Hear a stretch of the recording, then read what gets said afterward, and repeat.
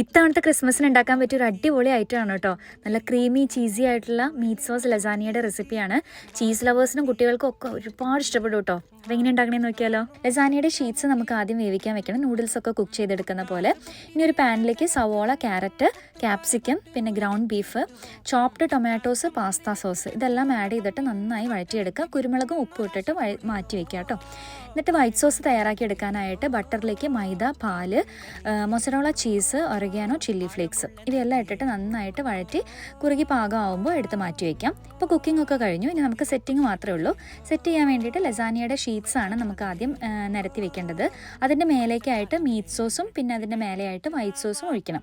ഇങ്ങനെ ലെയറായിട്ട് നമുക്ക് എത്ര ലെയർ വേണമെങ്കിലും ഉണ്ടാക്കിയെടുക്കാം. ഇതിൻ്റെ മേലേക്കായിട്ട് കുറച്ച് മൊസറോള ചീസും പാസ്ലി ലീവ്സും ആണ് ആഡ് ചെയ്തത്. ഇനി കവർ ചെയ്തിട്ട് ഒരു 45 മിനിറ്റ്സ് ബേക്ക് ചെയ്തെടുക്കാം. ഈ ഒരു ഐറ്റം ബേക്ക് ചെയ്ത് കഴിഞ്ഞിട്ടുണ്ടെന്നുണ്ടെങ്കിൽ ചൂടാറാനൊന്നും നേരം ഉണ്ടാവില്ല കേട്ടോ. പെട്ടെന്ന് തന്നെ കാലിയായിക്കോളും.